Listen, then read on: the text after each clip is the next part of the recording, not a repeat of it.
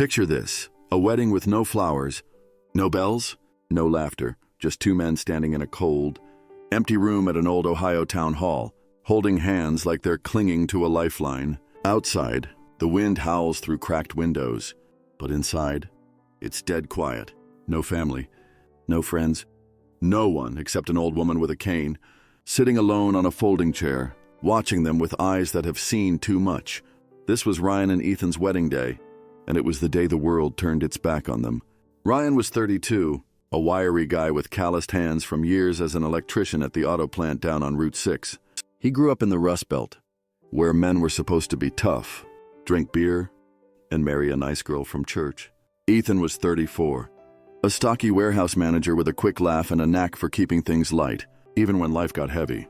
They met at Murphy's Bar one night, bonding over a Browns game on the flickering TV above the counter. Two regular guys, living regular lives until they fell in love. That's when everything changed. The town hall smelled like old wood and regret. The clerk barely looked up as she handed them the marriage license, her pen scratching the paper like it was a chore. Ryan's knuckles whitened as he signed his name, his breath shaky. Ethan stood beside him, steady as a rock, but his eyes darted to the empty chairs behind them. They'd sent invites, Ryan to his parents in their brick house on Elm Street, Ethan to his folks, including his preacher father who hadn't spoken to him in weeks. No one came, no one, except Grandma Ruth. She was Ethan's grandmother, 87 years old, frail as a bird, with a cane that tapped the floor like a heartbeat. She'd raised Ethan after his mom left, taught him how to tie his shoes and throw a football. Now, she sat there, her white hair pulled back in a bun, her hands trembling as she clutched a faded handkerchief. She didn't say much at first, just watched as the clerk mumbled the vows. But when it was over, when Ryan and Ethan turned to face the empty room as husbands, she stood up, slow and shaky, and hobbled over to them. Her voice was soft but firm, cutting through the silence like a blade. "If you boys can get through this," she said, looking from Ryan to Ethan, "there ain't nothing in this world that can hurt you anymore." Ryan swallowed hard, his throat tight. Ethan squeezed his hand, his eyes wet. They didn't know it then, but those words would carry them through the hell that was coming. That day, under the flickering fluorescent lights, with Grandma Ruth as their only witness, Ryan and Ethan made a promise, not just to each other, but to the life they'd build, no matter who tried to tear it down. It wasn't the wedding they'd dreamed of, but it was theirs, raw and real, and it was just the beginning. Hey, if this story's hitting you right in the chest, do me a favor, hit that like button, share it with someone who needs to hear it, and subscribe to Heart Stories. We're just getting started, and I'd love to have you along for the ride. The marriage license wasn't even framed yet when the storm broke loose. Ryan and Ethan had barely stepped out of that empty Ohio town hall, their hands still warm from the vows, when the whispers started creeping through their small Rust Belt town. By Monday morning, the gossip had grown teeth, sharp, biting rumors that sank into every corner of their lives. Ryan walked into the auto plant like he had for 12 years, his toolbox swinging heavy in his grip, the air thick with oil and metal. But something was off. The guys on the line, men he'd shared smokes with during breaks, wouldn't meet his eyes. "Hey, freak!" one of them hissed as he passed, the word low but cutting, like a blade slipped under a rib. Ryan kept his head down, tightening bolts until his knuckles ached, but the tension built all day. That afternoon, his supervisor, a grizzled guy with a clipboard and a permanent frown, called him into the office. "You're solid." "Ryan," he said, shifting in his creaky chair, avoiding eye contact, "but this marriage thing, it's stirring up trouble. Folks don't like it. We're letting you go." 12 years of sweat, loyalty, early mornings gone in 10 seconds flat. His paycheck, the one that kept their rent paid, vanished like smoke. Ethan's fall came just as fast. He'd spent years at the warehouse, stacking crates, cracking jokes to keep the crew loose, his laugh bouncing off the concrete walls. But someone, maybe a coworker with a grudge, maybe a neighbor with too much time, snapped a photo of the wedding, a blurry shot of him and Ryan signing the papers under the town hall's flickering lights. It hit Facebook by Tuesday night, spreading like rust on wet steel. Wednesday morning, his manager pulled him aside near the loading dock, the hum of forklifts loud in the background. "People are talking." "Ethan," the guy said, scratching his neck, his boots scuffing the floor. "Customers saw it. And the higher-ups aren't happy. We can't keep you." Ethan nodded. jaw tight, and packed his stuff. A chipped coffee mug with a faded Browns logo, a pair of work gloves worn thin at the fingers, a photo of him and Ryan from a fishing trip last summer, grinning by the lake. He walked out with a final paycheck in a cardboard box, the warehouse door slamming shut behind him like a judge's gavel. 2 jobs, 2 lives, shredded in 3 days. The town they'd grown up in had turned its back without a second thought. The families cut deeper. That weekend, Ryan drove his rattling Chevy to his parents' house on Elm Street, the brick place where he'd learned to throw a football and fix a carburetor. He stood on the porch, the screen door creaking in the wind, and knocked, his heart thudding like a hammer on an anvil. His dad answered, a broad man with hands scarred from decades at the steel mill, his face set hard as stone. "You're no son of mine," he growled, his voice rough as gravel, his eyes cold. "You picked this shame over us, over everything we raised you to be." His mom hovered behind, her apron twisted in her fists, her eyes red from crying but her mouth clamped shut. Ryan tried to speak, to explain, but the door slammed in his face, the bang echoing down the quiet street. He stumbled back to the truck, his boots heavy, and peeled out, the engine roaring as loud as the ache in his chest. Ethan fared no better. He called his folks, his fingers trembling as he dialed. His dad, the preacher at First Baptist, didn't pick up. 3 rings, then silence. His mom texted back, her words cold on the screen, "We're praying for you to find your way." And that was it. No warmth, no welcome, just a wall where a family used to be. Grandma Ruth was their only anchor, but she was too frail to do more than squeeze their hands and whisper, "Hold on." Boys, with no jobs and no kin, Ryan and Ethan packed what they could into that beat-up Chevy. 2 duffels of clothes, a box of tools, a frying pan, and left town behind. They landed in a cheap apartment on Cleveland's edge, a 1-bedroom hole with peeling wallpaper and a roof that leaked like a sieve. The first night, they sat on the floor, eating cold pizza from a box they'd found a coupon for, the crust tough as cardboard. Rain dripped through the ceiling, plinking into a dented pot they'd set out.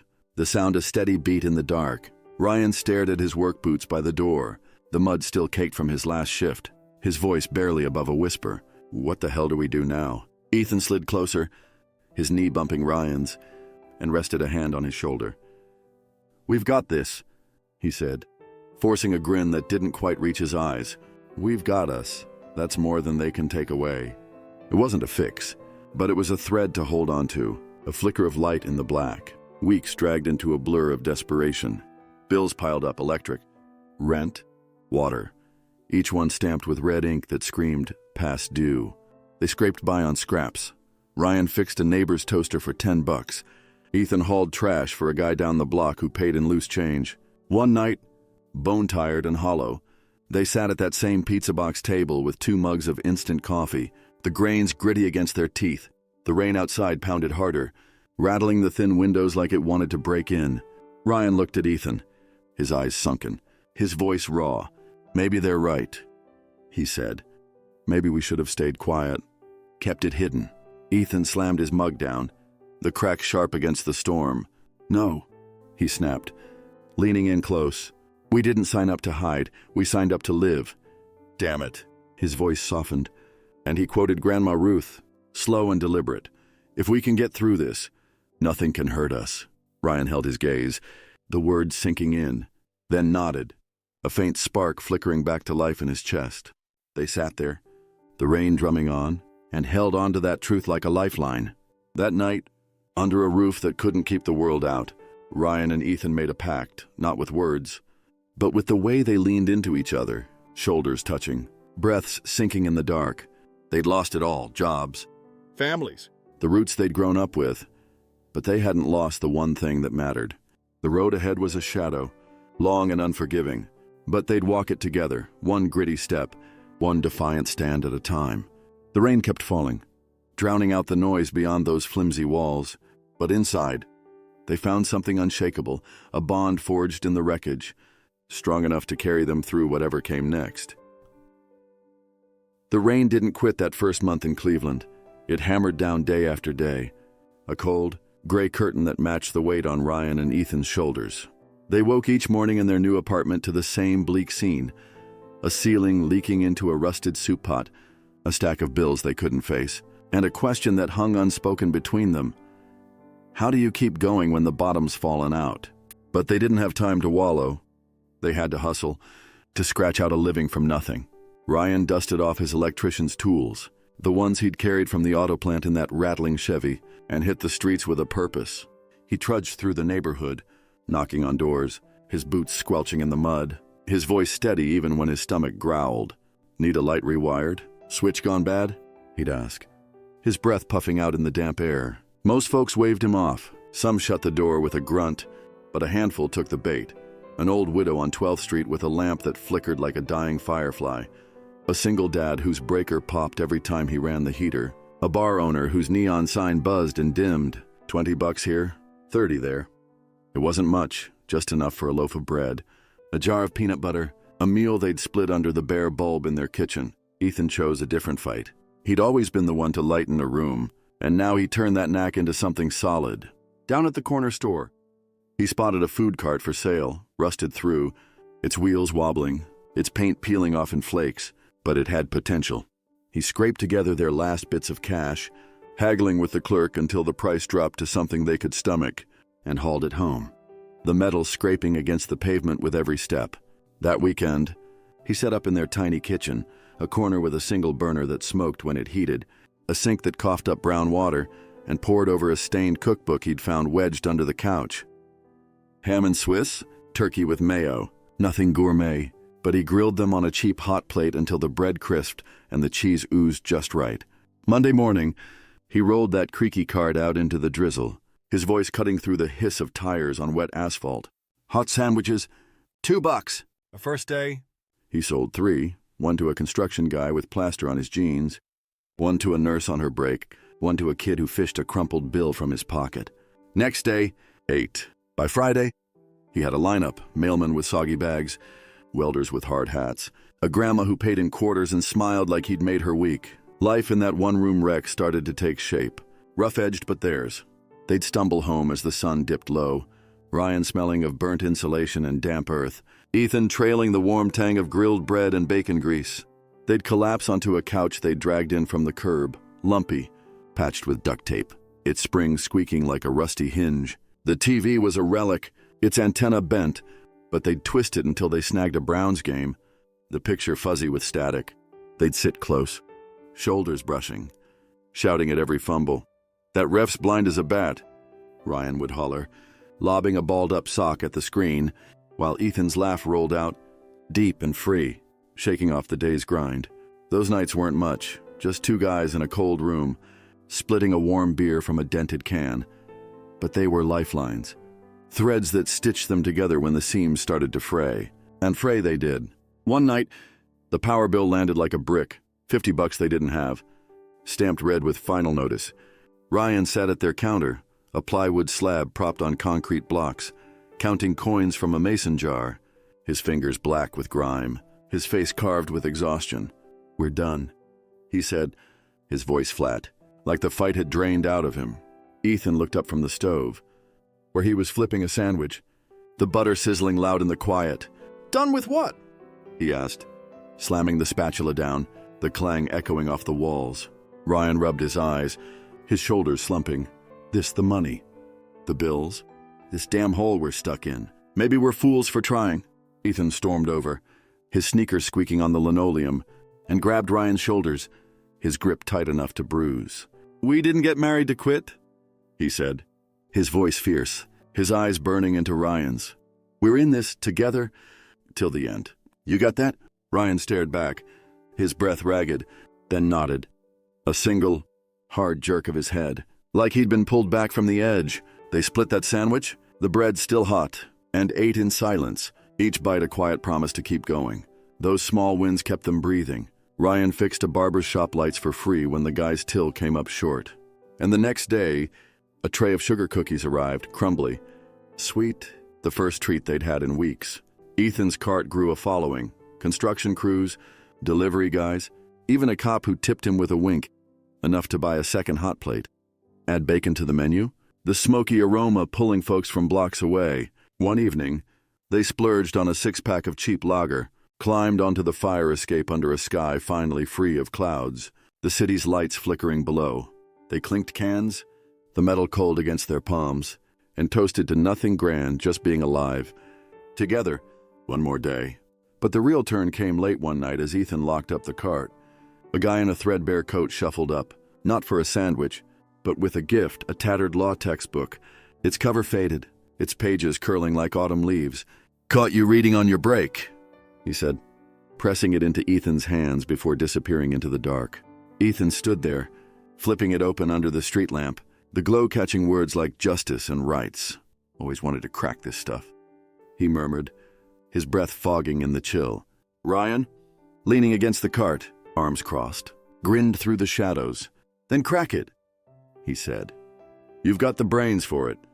That book was a spark in the gloom. Ethan started reading it every night, sprawled on the couch with the flashlight when the power cut out, its beam dancing over the pages. Ryan would sit nearby, nursing a mug of cold coffee, fiddling with a busted radio but really watching Ethan, the way his brow furrowed, the way he scratched notes on torn grocery bags with a pencil stub. "What's that one about?" Ryan asked one night, nodding at a page. "Equal rights?"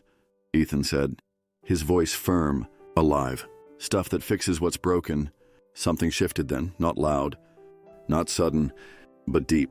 They weren't just clawing through days anymore. They were reaching for something, a thread of hope woven into the mess. The roof still dripped, the bills still glared, but they had each other. And now they had a flicker of a dream, something to build, not just endure. Step by step, sandwich by sandwich, they were stitching a life from scraps, and that was enough to keep them fighting. That battered law book from the flea market wasn't just a random find. It was a flare in the dark, a call Ethan couldn't ignore. Every night, after he wheeled the sandwich cart back to their crumbling Cleveland apartment, he'd drop onto the couch, its springs creaking like a tired old man, and crack open those fragile, yellowed pages. The flashlight he'd snagged for $1 at a yard sale threw a shaky beam across the room, catching the glint of Ryan's toolbox by the door, the stack of unpaid bills shoved into a dented coffee can, and the peeling paint on the walls that seemed to sag with every rain. Ethan didn't just read, he wrestled with it, his fingers tracing sentences about justice and rights, his mind chewing on terms like precedent and discrimination. Grease from the cart left smudges on the edges, but he didn't mind. This was his fight now, messy and real. "This isn't just words," he'd say, tapping the cover with a stained knuckle. "This is power." Ryan, hunched over the kitchen sink scrubbing a skillet caked with rust, would glance back, his hands red from the cold water. "Then take it," he said one evening, his voice low but sharp. "Don't just sit there, go get it." Ethan didn't wait. He signed up for night classes at a community college downtown, a squat, ugly building with buzzing lights and desks etched with decades of boredom. It wasn't much, just a few blocks from their place, affordable if they stretched every dime, but it was a door cracked open. That first semester hit like a sledgehammer. Tuition drained the sandwich cart's earnings dry, leaving no room for anything beyond rent and a bag of rice. Ryan picked up the slack, his electrician's hands working double time. He'd climb rickety ladders in the pouring rain to fix porch lights that flickered like dying embers, crawl into basements that reeked of mold to patch sparking outlets, and drag himself home past midnight, his jacket soaked through, his fingers stiff from twisting wire in the cold. He'd stumble in and find Ethan sprawled across the couch, textbooks scattered like a battlefield, a stubby pencil clenched in his teeth as he muttered about legal briefs.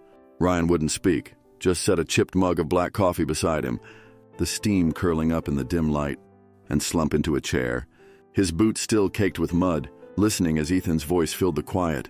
The years rolled on, a slow, punishing slog of late nights and bleary mornings. Ethan traded the cart for a job shelving books at the college library, less money, but it gave him stolen moments to study between the dusty stacks, the scent of old ink thick in the air. Ryan kept them going, taking every gig he could find, rewiring a barber's flickering sign for a handshake and a 10 spot, fixing a widow's fuse box for a plate of stale cookies, even stringing lights in a garage for a guy who paid him with a dented can of soup. They rarely saw each other awake. Ethan would slip out for class as Ryan shuffled in, their hands brushing in the narrow hallway, a quick, calloused graze that held them together when words were too heavy. "You good?" Ryan would rasp, his throat scratched from barking orders over a drill. "Yeah," Ethan would mutter, slinging his backpack over his shoulder, its straps frayed to threads. "You?" Orion would just grunt, a tired jerk of his chin, and kick off his boots, leaving muddy streaks on the warped floorboards. Sacrifice was their currency. Ethan's sneakers wore through, the soles flapping like broken wings, patched with duct tape that peeled in the rain. Ryan drove the Chevy on tires so thin they hissed with every turn, coaxing it along with a curse and a slap on the dash. They ate ramen noodles drowned in salt or bread from the bakery's discard bin, joking it was gourmet if you added a smear of margarine. One winter, the heater died, and they piled every blanket they owned onto that creaky couch, sleeping pressed tight, their breath fogging in the dark. "We're nuts," Ryan muttered, his voice muffled under the layers, his teeth chattering. Ethan laughed, pulling him closer. "Yeah, but it's our nuts." They snickered until the cold faded, and it kept them sane. Every skipped beer, every patched hole in their jeans, it was fuel for Ethan's dream, and Ryan shoveled it in without a second thought.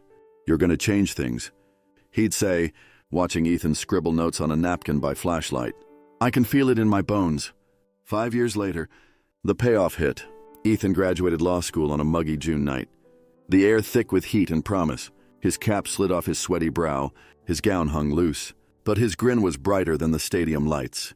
Ryan sat in the stands, his face burned from a day running wire under the sun, clapping until his hands throbbed. Ethan strode across the stage, shook the dean's hand, and raised his diploma, a scrap of paper that weighed more than gold, forged in their shared sweat. That night, they sat on the fire escape, passing a bottle of cheap whiskey back and forth, the city humming below in a haze of neon.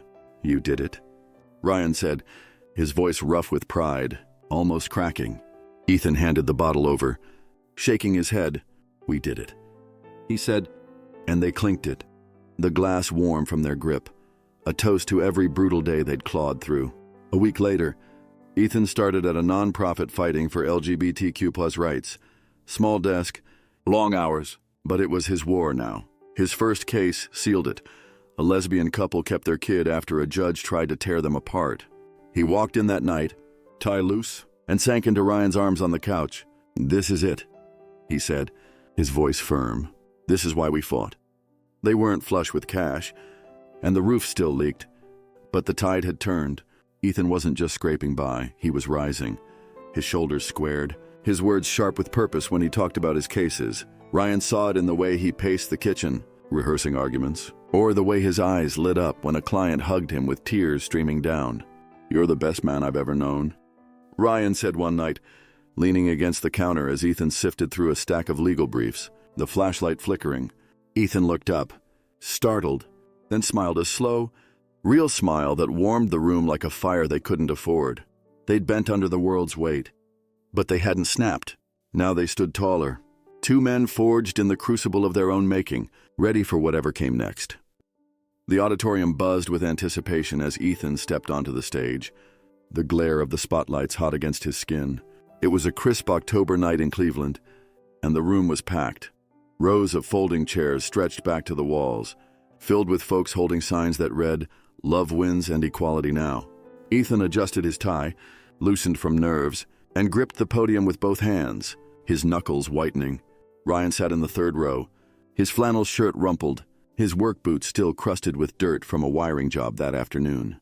He leaned forward, elbows on his knees, watching Ethan with a look that said everything. Pride, love, a quiet strength that had carried them this far. The microphone crackled as Ethan took a breath, his voice steady despite the tremor in his chest. 5 years ago, he began, I stood in an empty town hall in Ohio, marrying the man I love. No family showed up. No friends, just me. Ryan and my grandma Ruth, sitting there with her cane like she was guarding us from the world. He let the words settle, the crowd hushing as he painted the picture. We didn't have a fancy wedding, no cake, no band, just a clerk who didn't care and a room that smelled like dust and old promises. But we had each other, and that was enough. His voice grew stronger, filling the space. Then the world hit back. I lost my job at the warehouse because someone posted a photo of us online. Ryan got fired from the auto plant. 12 years of sweat.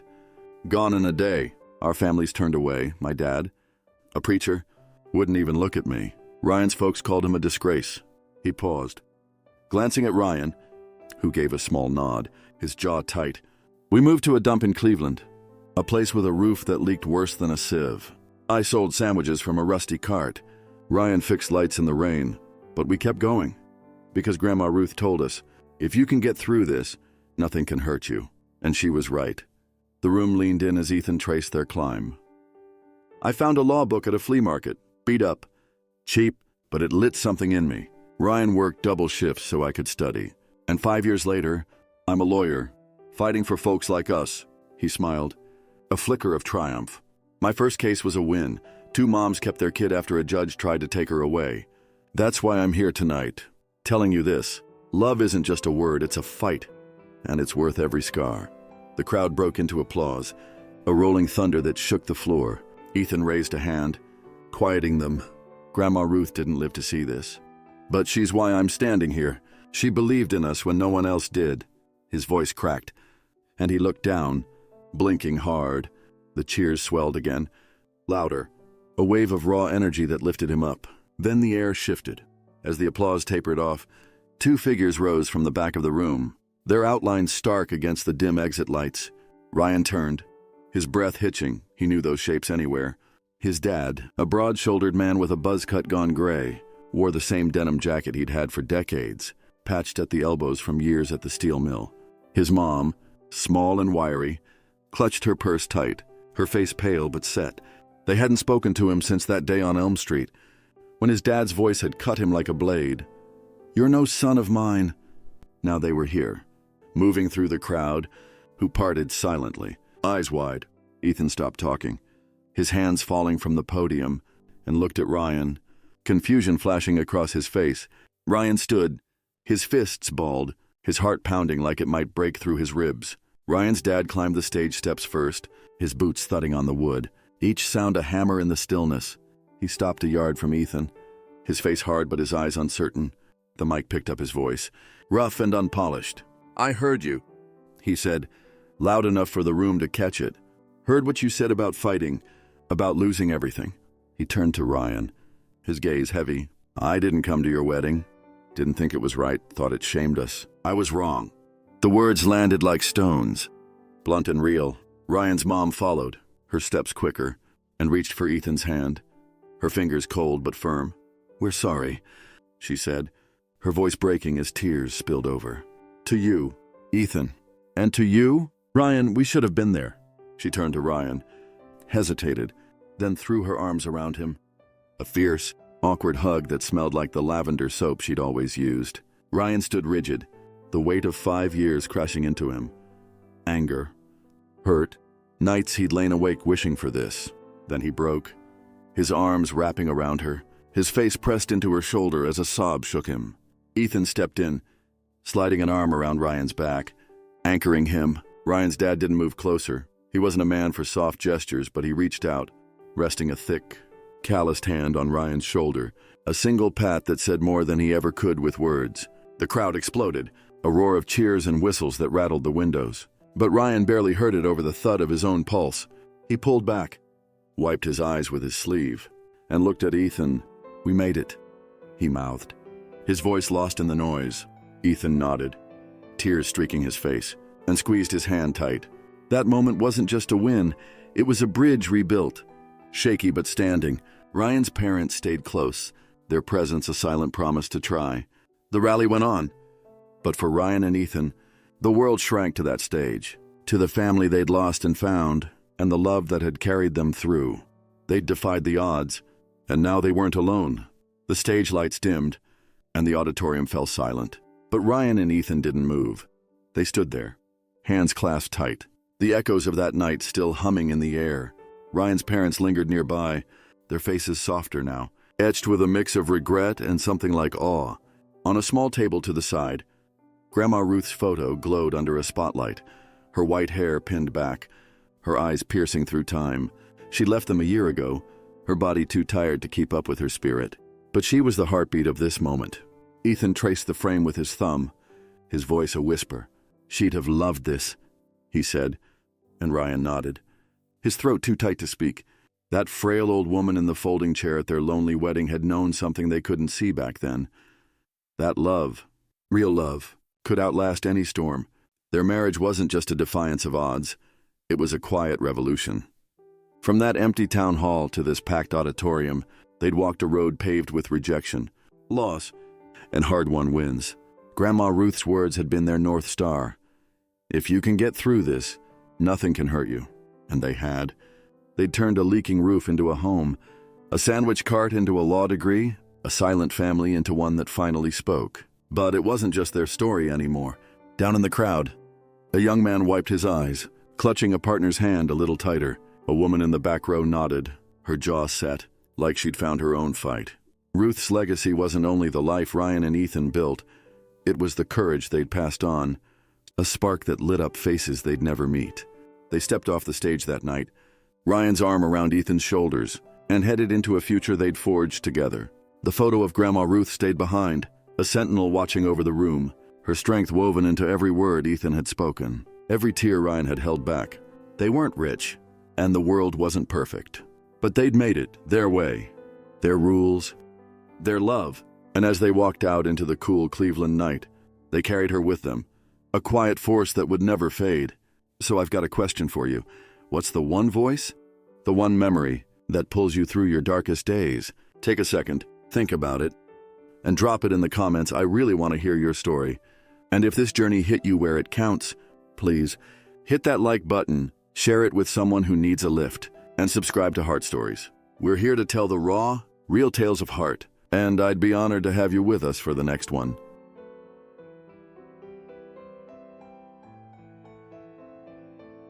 Imagine this, a man trapped in his own home, staring out a locked window as his family plans a wedding he doesn't want, a wedding to a woman he doesn't love, all to bury the truth they can't face.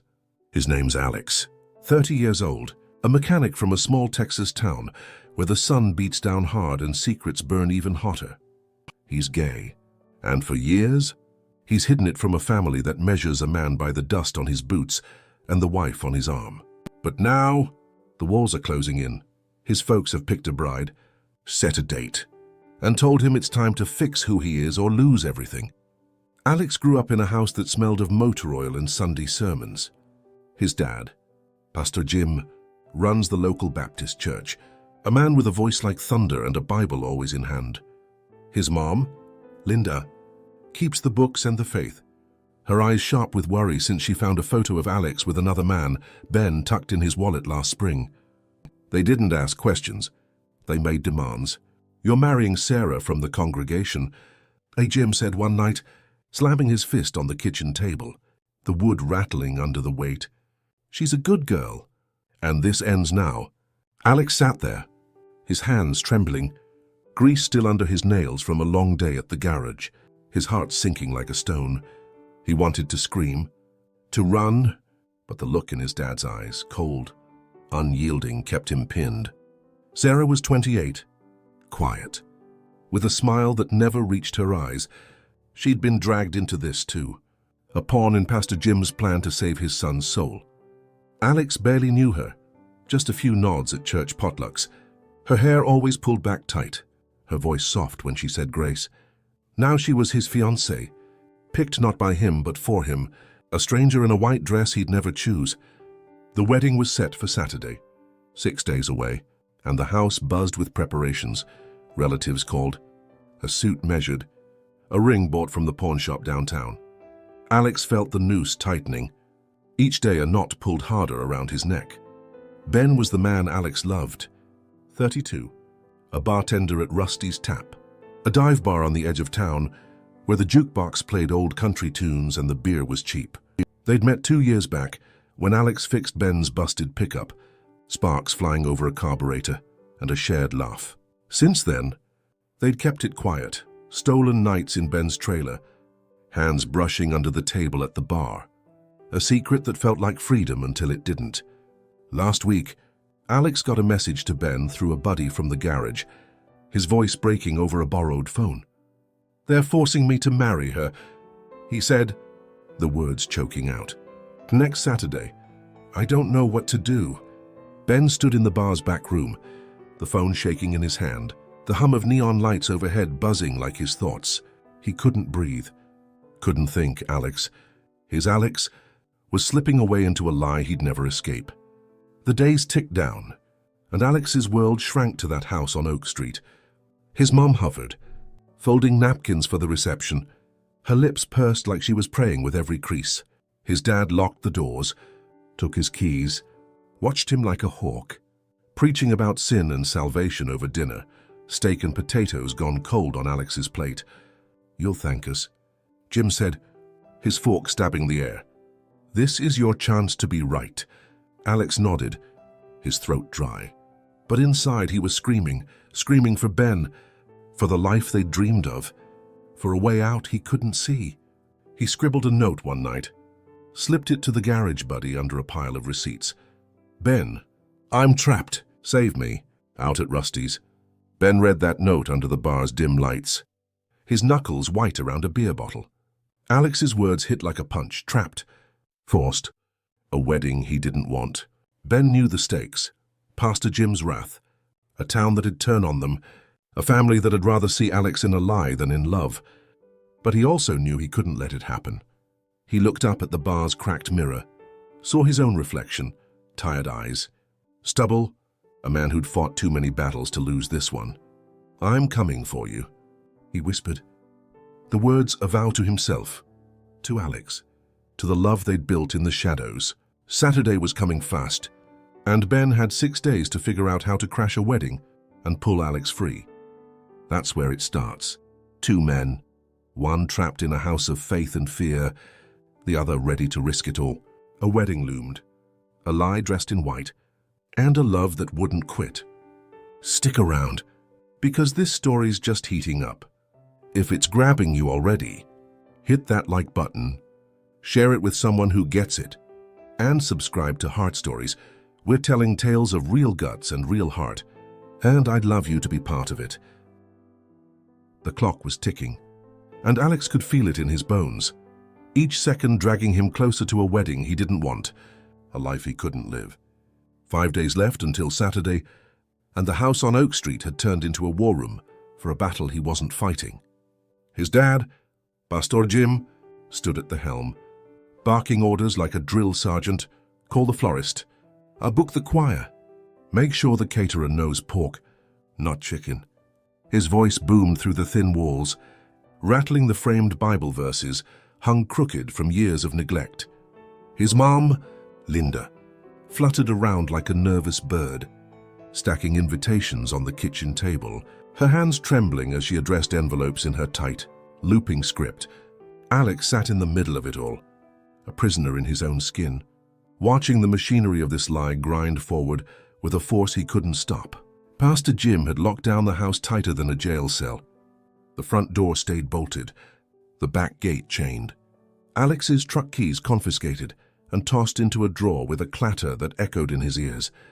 "No distractions," Jim said, his eyes narrow as he handed Alex a Bible instead of a wrench. "You're staying put until you're a married man."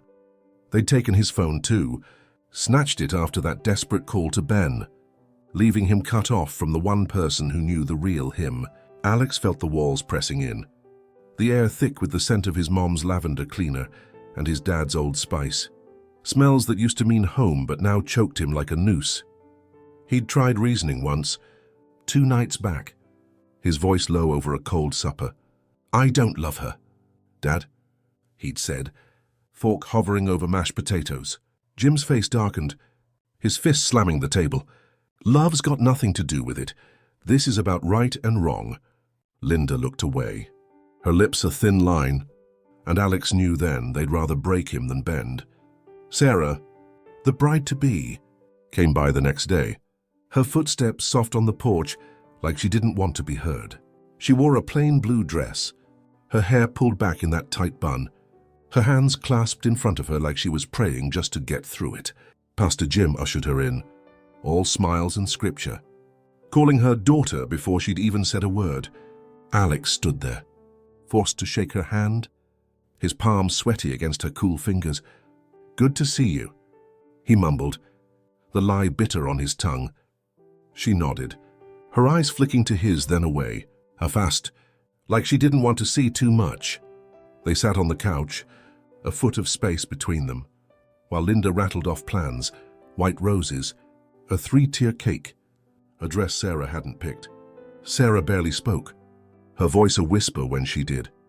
"It'll be nice," she said, staring at the floor, but Alex caught something in her tone, flat, hollow, like she was reading a script she didn't write. He wondered if she felt the trap too, but he couldn't ask, not with his dad looming in the doorway, watching like a hawk. Out at Rusty's tap, Ben was a man on fire, pacing the sticky floor behind the bar, the note from Alex burning a hole in his pocket. "They're forcing me to marry her," it said, scrawled in a hurry, smudged with grease from Alex's fingers. 5 days left, and Ben couldn't sit still. Every clink of a glass, every laugh from the regulars, grated on him like sandpaper. He'd tried calling, texting, even driving by Oak Street. But the house was a fortress, windows dark, curtains drawn tight. The garage buddy, Tommy, had slipped him the note after work, his voice low under the hum of a car lift. "He's locked in there. Man," Tommy said, wiping oil off his hands. "They're not letting him out till it's done." Ben's gut twisted. He could see Alex in his mind, trapped behind those walls, his hazel eyes dimming with every passing hour. He slammed a bottle down, the crack loud enough to turn heads, and made a choice. He wasn't losing Alex to this. The wedding plans rolled on like a freight train. Thursday brought a fitting. Alex shoved into a stiff grey suit, the tailor pinning sleeves while Linda fussed over the tie, her fingers brushing his neck like she could iron out who he was. "You look handsome," she said, her smile forced. But Alex caught his reflection in the mirror, pale, hollow, a stranger staring back. Friday, the church filled with chatter, relatives from out of town, aunts with casseroles, uncles with firm handshakes and questions about the honeymoon. "Where you taking her, son?" one asked, clapping Alex's shoulder. He forced a grin, his jaw aching, and muttered something about the coast. Sarah showed up again, this time with her mom, a woman with a sharp nose and sharper tongue, barking at the florist about petal colors. Sarah stood off to the side, arms crossed, her face a mask. Alex wondered again what she was thinking, but the words stuck in his throat. Pastor Jim preached a quick sermon to the crew, all fire and brimstone about marriage and duty, his eyes boring into Alex like a warning. Ben spent those days haunted, every shift at the bar a countdown. He poured beers on autopilot, his mind racing. 5 days to 4, 4 to 3, now just 2. He'd gotten one more scrap of intel from Tommy, whispered over a cigarette outside the garage. "Saturday, noon, First Baptist," Tommy said, flicking ash. "They've got him on lockdown. Family's watching every move." Ben nodded, crushing the butt under his boot, his chest tight. He couldn't call, couldn't knock, couldn't even wave from the street without tipping them off. But that note, "Save me," echoed in his skull, a plea he couldn't ignore. He leaned on the bar late Friday, the place empty but for the hum of the cooler, and stared at his hands, rough, scarred, hands that had fixed engines and held Alex through quiet nights. "I'm not letting you go," he said to the empty room, his voice steady, a promise carved in the air. He didn't know how yet, but he'd crash that wedding, face that family, and pull Alex out or die trying. "I's back on Oak Street." Alex lay awake that night, the house silent but for the tick of a clock downstairs. Saturday loomed, a shadow he couldn't outrun. The suit hung in his closet. The ring sat on his dresser, glinting in the moonlight like a shackle. He thought of Ben, those nights in the trailer, the smell of pine and whiskey, the way Ben's laugh could chase out the dark. He pressed his face into the pillow, muffling a sob, and prayed for a miracle he didn't believe in anymore. The wedding was coming, and with it, a lie he'd have to live, unless Ben could find a way through the walls closing in around him. Ben stood behind the bar at Rusty's tap, the Friday night crowd thinning out, the jukebox crooning some lonesome Merle Haggard tune that matched the ache in his chest. Tomorrow was Saturday, noon at First Baptist, the clock ticking down to Alex's wedding. A trap Ben couldn't let snap shut. He wiped down the counter, the rag soaking up spilled beer, his hands moving on autopilot while his mind raced. 2 days ago, Tommy from the garage had slipped him the details. They've got him locked tight. As he'd said, his voice low over the clatter of a wrench. Families all over him. Church packed by noon. Ben's gut churned. Alex. His Alex. Standing at an altar he didn't choose. Saying vows to a woman he didn't love. All because his folks couldn't stomach the truth. He tossed the rag aside, the bar's neon buzz humming in his ears, and made up his mind. He'd crash that wedding, face Pastor Jim and every damn relative if he had to, and pull Alex out of that lie. Planning it was like rigging a bomb with no manual. Every move could blow up in his face. Ben knew he couldn't just barge in, not with Jim's hawk eyes and a church full of Bible thumpers ready to call him out. He needed cover, a way to slip past the guards at the gate, figurative and literal. Friday night, after closing, he called in a favor from Rusty, the bar's owner, a grizzled vet with a soft spot for hard luck tales. "Need a van?" Ben said, leaning on the bar, his voice steady despite the shake in his hands. "And a suit, something that'll blend in." Rusty raised an eyebrow, his cigar smoldering, but didn't ask much. Just nodded and pointed to a beat-up delivery van out back. White paint peeling, a faded logo for a bakery nobody'd heard of. "Suits in the office," he grunted. "Wore it to my niece's wedding, should fit." Ben grabbed it, a cheap Navy thing. Wrinkled but passable, and a plan started taking shape. He'd pose as a caterer, sneak in with the food crew, get close enough to Alex to make his move. The next step was backup. Ben couldn't do this alone, not with a crowd that size. He roped in Tommy, the garage buddy, who'd been Alex's lifeline. A lanky guy with a quick grin and quicker hands. "You're crazy," Tommy said, leaning against a tire stack, wiping grease off his knuckles. "Pastor Jim will skin you alive." And Ben shrugged, his jaw tight. "Let him try, I'm not losing Alex." Tommy sighed. But he was in, promised to borrow a buddy's pickup and park it a block from the church. Engine running, ready to peel out when the time came. Then there was Carla, a waitress at Rusty's, tough as nails with a voice that could cut glass. She'd overheard Ben muttering about the plan and barged in, arms crossed. "You need a distraction. I'm it," she said. No room for argument. "I'll fake a spill, scream about a ruined dress, buy you 5 minutes. Ben didn't argue. 5 minutes might be all he'd get. Friday bled into Saturday morning, the sky over Texas a heavy gray, like it knew what was coming. Ben barely slept, lay awake in his trailer. The note from Alex crumpled in his fist. "Save me" etched into his brain. He showered, shaved, pulled on that wrinkled suit, the tie choking him like a bad memory. The van smelled of stale bread and gasoline, but it ran, and that's what mattered. He loaded it with empty trays from Rusty's kitchen, props to sell the caterer gig, and drove to First Baptist, his knuckles white on the wheel. The church loomed ahead, a brick beast with a steeple stabbing the clouds. Cars already lining the lot, old sedans, pickup trucks, a sea of folks in Sunday best. Ben parked around back, near the service entrance, and took a breath. The air thick with humidity and dread. This was it, no turning back. Inside, the church buzzed like a hive, organ music swelling, voices overlapping, the scent of lilies and hairspray clogging the air. Alex stood at the altar, a ghost in a grey suit, his face pale under the stained glass light, his hands clasped tight to hide the tremble. Sarah was beside him, her white dress stiff, her eyes fixed on the floor, her mom whispering last-minute fixes. "Smile. Honey, chin up." Pastor Jim paced the front pew, his black suit crisp, his Bible tucked under his arm, barking at ushers to seat the stragglers.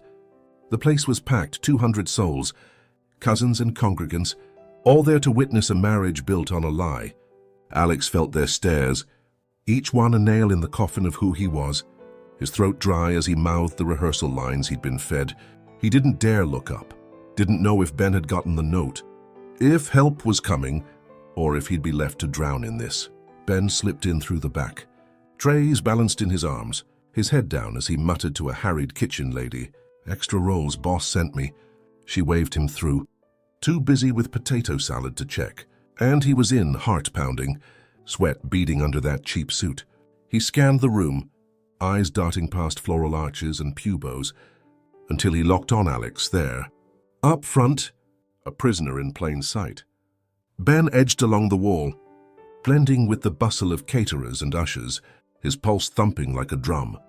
He caught Alex's eye for a split second, those hazel eyes wide, desperate, a flicker of hope breaking through the mask.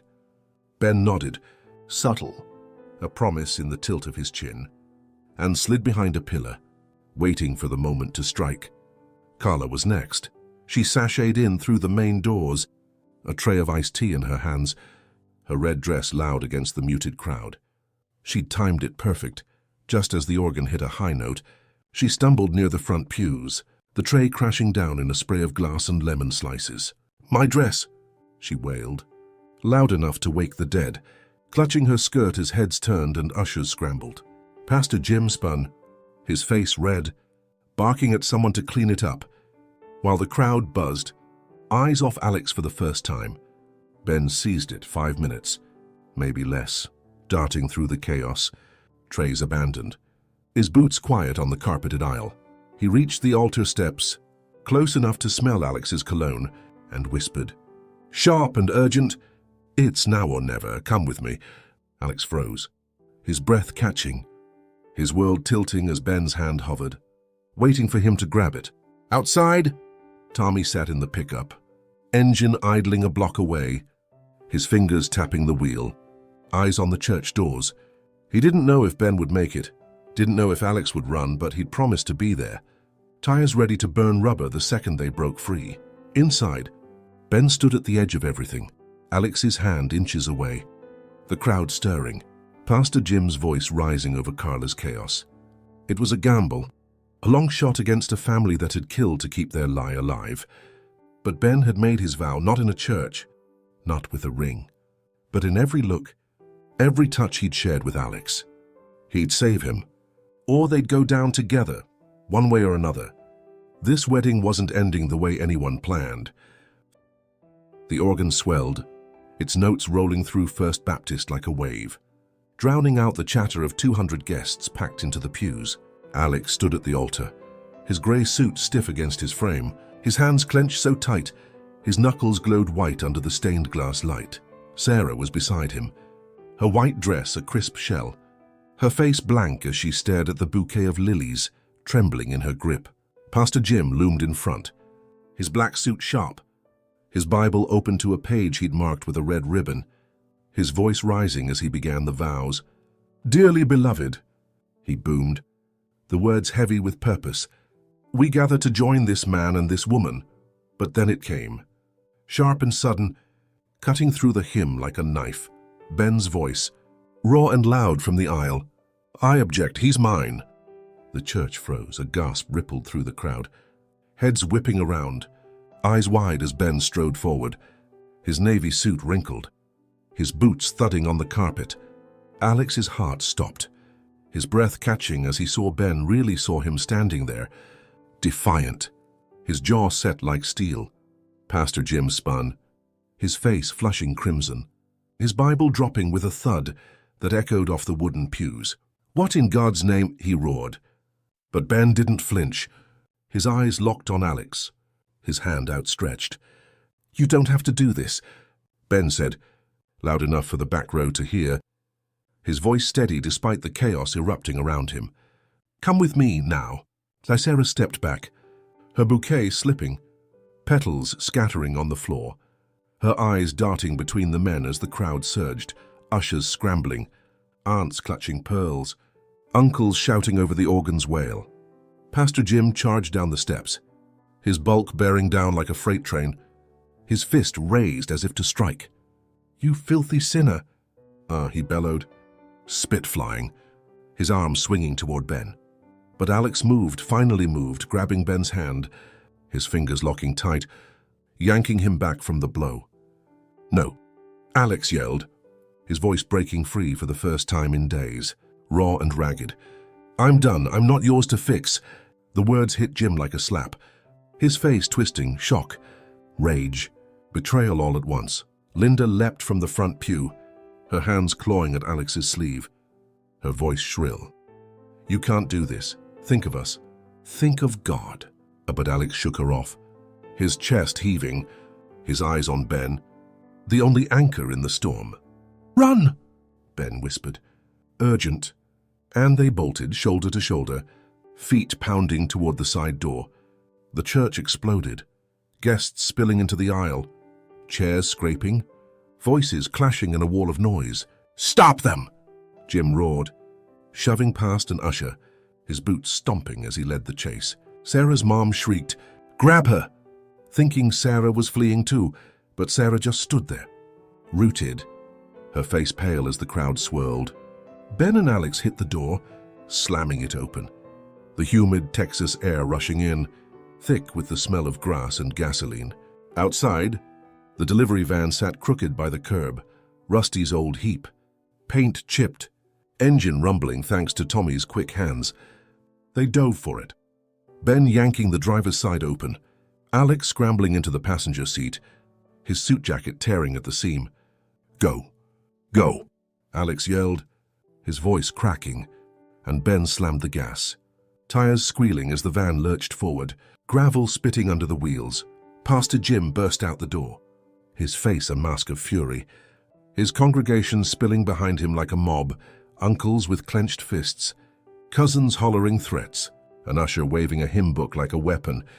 "You're dead to me," Jim shouted, his voice carrying over the roar of the engine, his figure shrinking in the rear view as Ben floored it. Linda stumbled out, her hands pressed to her mouth, tears streaking her powdered cheeks. But she didn't run, just watched, a statue in the chaos.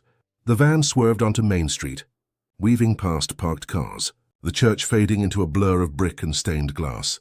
Alex gripped the dash, his breath ragged, his eyes wild, freedom and fear crashing together in his chest. "They're coming," he rasped, glancing back, and sure enough, headlights flared in the distance. Someone's truck, maybe Jim's, peeling out after them. Ben's hands tightened on the wheel, his knuckles white, his jaw clenched as he pushed the van harder, the engine groaning under the strain. "They won't catch us," he said, his voice low, fierce, a promise he'd fight to keep. The road stretched ahead, flat, endless, a ribbon of asphalt cutting through fields of dry grass under a sky heavy with clouds. Alex looked at him, sweat beading on his brow, his suit a mess, and felt something break loose, a sob, a laugh. He couldn't tell. "You did it," he said, his words trembling. "You got me out." Ben shot him a glance, a flicker of a grin breaking through the tension. "Not yet," he said, eyes back on the road. "We're not safe till we're gone." The van rattled, the speedometer climbing, every mile a defiance of the life Alex had been chained to. Behind them, the headlights grew closer, Jim's truck, a black beast with a growl that matched its owner. Gaining fast, Ben cursed under his breath, swerving onto a side road, dust kicking up in a cloud that blurred the pursuers. "Hold on," he said, and Alex braced himself, the van bouncing over ruts, the trays in the back clattering like gunfire. They hit a curve, tires skidding, and for a moment it felt like they'd tip, Alex's stomach lurching, his hand grabbing Ben's arm, but Ben wrestled it steady, his focus razor-sharp. The truck faded in the dust, its lights dimming, and Alex let out a shaky breath, his pulse still hammering. "We're losing them," he said, almost a whisper, like saying it loud might jinx it. Ben nodded, his grip easing just a fraction, the road narrowing ahead into a stretch of nowhere, a nowhere that felt like everything. Inside that rattling van, time slowed, just the two of them, the hum of the engine, the taste of freedom bitter and sweet on their tongues. Alex peeled off his tie, tossing it out the cracked window, watching it flutter into the ditch like a shed skin. Ben reached over, his hand finding Alex's, their fingers locking tight, calluses rough against each other. "You're mine," Ben said, echoing his stand in the church. His voice softer now, but no less sure. Alex nodded, tears stinging his eyes, the weight of Oak Street lifting with every mile. They'd escaped, for now, running from a family that had never let go easy, a town that had never forget. The road ahead was uncertain, a gamble with no map, but they'd chosen it together, and that was enough to keep them moving. Two men, one love. The van tore down the back road, dust swirling behind it like a smokescreen, the growl of Pastor Jim's truck fading into the distance. Alex clung to the door, his heart hammering against his ribs, his grey suit torn at the shoulder, sweat streaking his face. Ben gripped the wheel, his eyes flicking between the road and the rear view, the old delivery van rattling as it pushed past its limits. They'd made it out of First Baptist, out of that altar, out of the lie that had nearly swallowed Alex whole, but the chase wasn't over. Headlights flared again in the mirror, faint but closing, a black shape cutting through the haze. "They're still coming," Alex rasped, his voice raw, his hand tightening on Ben's arm. Ben's jaw clenched, his foot heavy on the gas. "Not for long," he said, swerving onto a dirt track, tires kicking up gravel that pinged off the undercarriage like bullets. The road narrowed, flanked by dry fields and twisted oaks, the Texas sun dipping low, casting long shadows that danced across the windshield. Alex's breath steadied, the adrenaline easing just enough for him to feel the weight of what they'd done, running from his family, his town, everything he'd known. He looked at Ben, sweat-soaked hair, knuckles white, that navy suit creased and filthy, and saw a man who'd risked it all for him. "You're crazy," Alex said, a shaky laugh breaking through, his voice thick with relief. Ben grinned, quick and fierce, his eyes still on the road. "Crazy for you," he shot back, and Alex felt it, love, raw and real, pumping through him like the fuel in that beat-up engine. They'd escaped, but the headlights behind them flickered again, a reminder that freedom wasn't theirs yet. Then came the twist, sharp, sudden, like a jolt from nowhere. The van hit a bend, skidding past a rusted mailbox, and there she was, Sarah, standing in the middle of the track, her white dress streaked with dirt, her veil gone, her arms waving them down. Ben slammed the brakes, the van fishtailing, gravel crunching as it stopped inches from her. Alex's eyes widened, his breath catching. What the hell? And Ben's hand hovered over the gear shift, ready to bolt. Sarah stepped forward, her face pale but set, her voice steady despite the tremble in her hands. "Don't go that way," she said, pointing back. "They're setting up a roadblock. Jim called half the congregation." Alex stared, his mind reeling. She was the bride, the one he'd left at the altar, and now she was here, blocking their path. Ben leaned out the window, his voice sharp. "What are you doing? You with them?" Sarah shook her head, fast, her bun unraveling, strands of hair whipping in the wind. "No, I'm not," she said, stepping closer, her eyes meeting Alex's, then Ben's, a flicker of something, resolve, maybe fear burning there. "I didn't want this either. They forced me to, my mom." "Your dad?" "The whole damn church." She pulled a set of keys from her pocket, tossing them onto the van's hood with a clatter. "That's for Tommy's pickup. It's a mile up, hidden by the barn. Take it and go."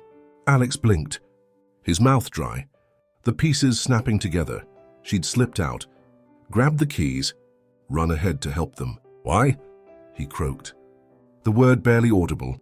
Sarah's lips pressed tight, her voice dropping. "Because I'm tired of being a puppet. You're not the only one who wants out." The headlights grew brighter, the truck's rumble vibrating through the ground, closing fast. Sarah turned, her dress catching on a thorn bush, tearing as she moved. "I'll stall them." "Ike," she said, her tone hard now, like steel under silk. "Go now!" Ben didn't hesitate. He grabbed the keys, slammed the van into gear, and peeled off, the engine groaning as they sped toward the barn. Alex twisted in his seat, watching Sarah through the dust, her figure shrinking, her arms raised as she stepped back into the road, facing the truck head-on. "She's crazy," he muttered, awe and guilt tangling in his gut.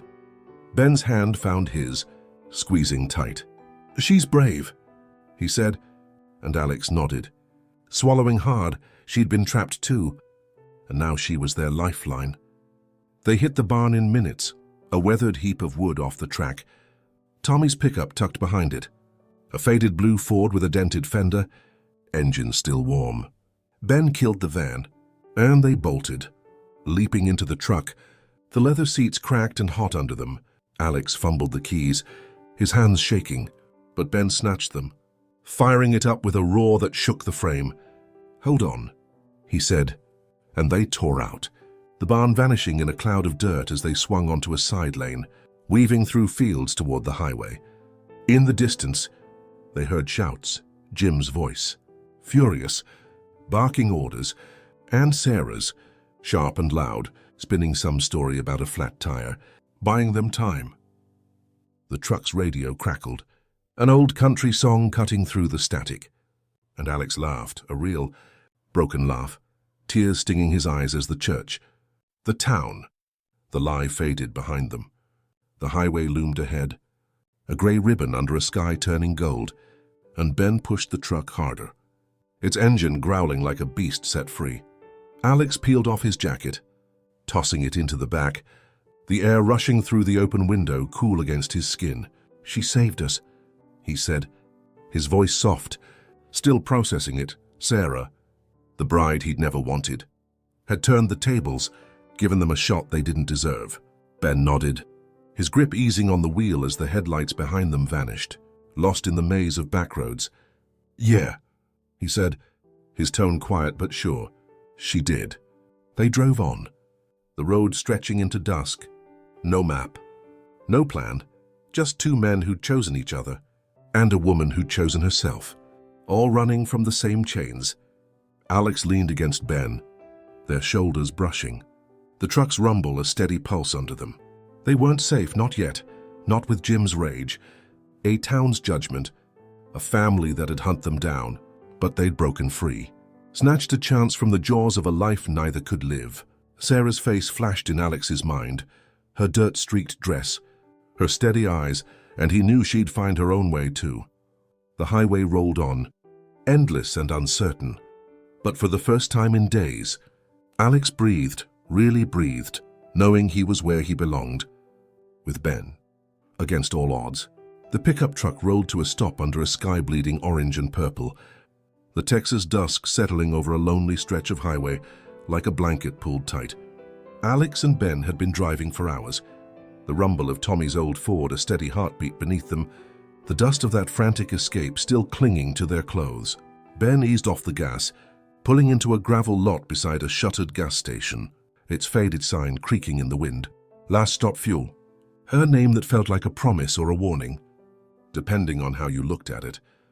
The engine ticked as it cooled, the silence rushing in, thick and heavy after the chaos they'd left behind. Alex leaned back in the cracked leather seat, his torn suit jacket balled up in his lap, his chest rising and falling with breaths he hadn't taken in days. Ben cut the ignition, the keys jangling as he dropped them on the dash, his hands resting loose on the wheel. He turned to Alex, his navy suit a mess, sleeves rolled up, tie long gone, his face etched with exhaustion but alive with something fiercer. Relief. Maybe love, maybe both. "We made it," he said, his voice low, rough from shouting over engines and church hymns. Alex nodded, his throat tight, his eyes tracing the lines of Ben's jaw, the stubble catching the last light. "Yeah," he whispered, the word barely audible. But it carried everything, gratitude, fear, a fragile hope he hadn't dared feel until now. They'd outrun Pastor Jim's truck, slipped past the congregation's wrath, left Oak Street and First Baptist in the rear view. But the road ahead was a question mark, a blank slate with no answers. They climbed out, boots crunching on gravel, the air cool against their skin, tinged with the scent of diesel and wild grass. Alex leaned against the truck's hood, still warm from the run, and Ben joined him, their shoulders brushing, a quiet anchor in the uncertainty. The highway stretched both ways, east to nowhere, west to anywhere, and for the first time, Alex didn't feel the weight of his dad's Bible. His mom's expectations, the town's judgment pressing down. He thought of Sarah, her dirt-streaked dress, her steady voice as she'd tossed them the keys, and a pang hit him. Sharp and bittersweet. "She gave us this," he said, his gaze on the horizon.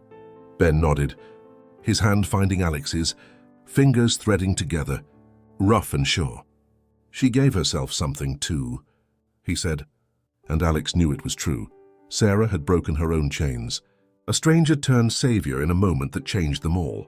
The stars began to prick through the dusk, faint at first, then bold, a scatter of light over the endless Texas plains. Alex tilted his head back, letting the breeze wash over him, cooling the sweat on his neck, and felt Ben's arm slide around his shoulders, pulling him close.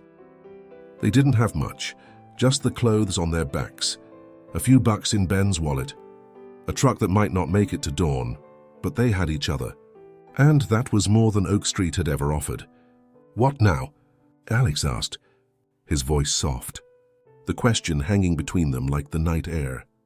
Ben shrugged, a half smile tugging at his lips.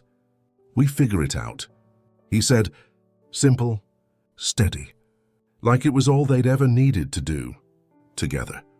Alex leaned into him, his head resting against Ben's chest, the thud of his heartbeat a rhythm he could live by. They stayed there. Two men carved from the wreckage of a life they'd refused to live, the pickup's hood creaking under their weight, the world quiet, but for the hum of crickets and the distant growl of a semi on the highway. Pastor Jim wouldn't stop. Alex knew that, felt it in the marrow of his bones. The church would talk, the family would hunt, the past would claw its way back someday. But right now, under that wide-open sky, none of it mattered. They'd chosen this, chosen each other against all odds, and that choice was a victory. Small but unshakable, Sarah was out there too, somewhere, chasing her own freedom, and Alex hoped she'd find it. Hoped she'd feel this same fragile peace. Ben squeezed his hand, his voice a murmur against the night. "Worth it?" he asked. And Alex didn't hesitate, didn't need to think. "Every damn second," he said, and they laughed, soft, real, a sound that cut through the dark like a blade.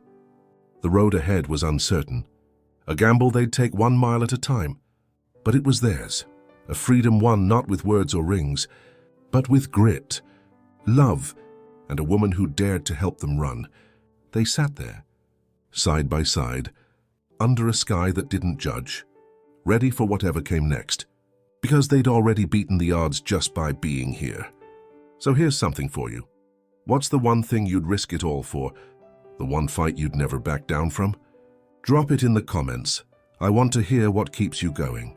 And if this story hit you where it counts, please smash that like button, share it with someone who'd get it, and subscribe to Heart Stories. We're telling tales of real heart, real guts, and I'd love to have you along for the next ride.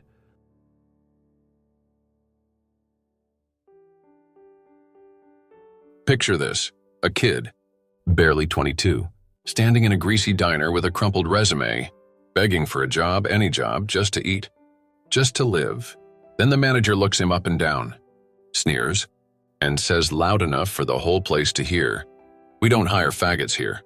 Laughter erupts, sharp, cruel, like knives cutting through the hum of frying burgers. That kid was Jamie, and that moment in a Chicago dive called Diner 54 broke something in him. But it also lit a fire that had burned for years. Jamie had walked in that day with nothing but a backpack, a faded flannel shirt, and a hope that had been kicked around too long. Chicago was cold, November wind biting through his thin jacket, his stomach growling from 2 days without a real meal. He'd been crashing on a friend's couch, but that ran dry when the guy's girlfriend moved in. No money? No family. His folks back in Indiana had cut him off at 18 when he came out. His dad's last words a slammed door and a hissed, "Don't come back." Diner 54 was his shot, a help-wanted sign in the window. Grease-stained but glowing like a lifeline. He'd waited tables before, bussed dishes at a truck stop. Knew how to hustle. All he wanted was a chance. The place smelled of burnt coffee and sizzling bacon. The kind of joint where truckers and regulars hunched over plates of hash browns and eggs. Jamie stepped up to the counter, his boots scuffing the cracked linoleum, and handed his resume to the manager, a squat guy named Carl, with a gut spilling over his belt and a smirk that didn't reach his eyes.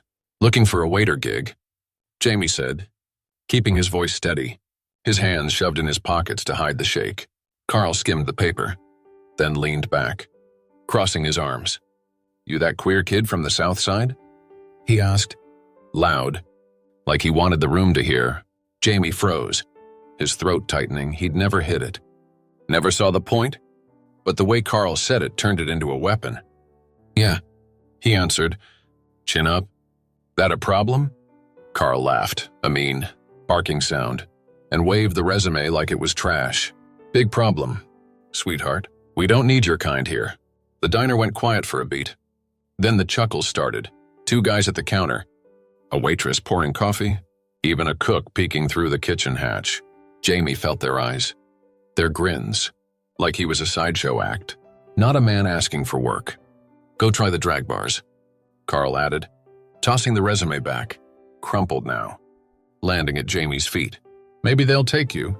The laughter swelled, a wave crashing over him, and Jamie stood there, heat crawling up his neck, his fists balling at his sides. He wanted to swing, to yell, to do anything but take it, but he didn't. He bent down, picked up that paper, and walked out, the bell above the door jangling like a taunt as it swung shut. Outside, the wind hit him hard, colder now, cutting through the shame burning in his chest. He didn't have a dime, just that backpack, a half-dead phone, and a pair of jeans with a hole in the knee. The friend's couch was gone, the shelter's full, and his pride wouldn't let him beg, not yet. He wandered the streets that night, the city lights blurring through eyes stinging with tears he wouldn't let fall.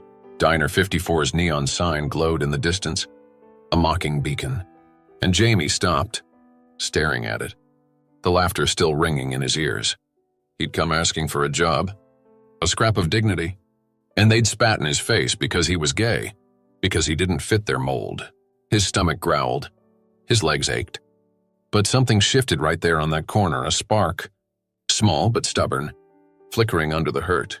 "I'll show you," he muttered, his breath fogging in the chill, a promise to himself he didn't know how to keep. That night, Jamie found a bench in a park off Clark Street, the wood slats hard under his back, the cold seeping through his flannel. He pulled his knees up, wrapped his arms tight, and watched the stars fight through the city haze. No money, no home, no job, just a kid the world wouldn't give a chance. But that spark stayed lit, fueled by the sting of Carl's sneer, the echo of that laughter. He didn't know how, didn't know when, but he'd make them eat those words, one day. Somehow, he'd turn that rejection into a reckoning they'd never see coming. So that's where it starts. A kid with nothing but a fire in his gut, kicked down by a world too small to see him. It's a rough beginning, but stick with me. This story's got a hell of a climb. If it's hitting you already, smash that like button, share it with someone who's been there, and subscribe to Heart Stories. We're telling tales of real fight, real heart, and I'd love you to ride this one out with us. Jamie woke up shivering on that park bench, the Chicago dawn clawing at him with icy fingers, his breath puffing out in ragged clouds that hung in the gray November air. The wood slats had dug into his back all night, leaving him stiff and sore, his flannel no match for the wind howling off Lake Michigan, cutting through his jeans like a rusty blade. His stomach roared, a hollow beast that hadn't seen a real meal in days, loud enough to scatter the pigeons pecking at stale crumbs on the frostbitten grass nearby. Diner 54's rejection echoed in his skull, Carl's voice snarling, "We don't hire faggots," with the laughter of the staff slicing deeper than the cold ever could. He had nothing, no money, no home, no hope, and the city didn't give a damn. But Jamie wasn't ready to roll over. He dragged himself upright, rubbed his numb hands until they stung, and made a vow through chattering teeth. He'd survive this, scrape by on whatever the world tossed out, and prove them wrong, even if it killed him first. That first day was a brutal haze of hunger and humiliation. Jamie stumbled down Clark Street, his backpack a pitiful weight on his shoulder, 2 shirts, a cracked water bottle, a phone with a black screen and no charger. Diner 54 loomed ahead, its neon sign flickering in the daylight, the warm tang of frying onions and sizzling burgers drifting out as the lunch crowd shuffled through the door.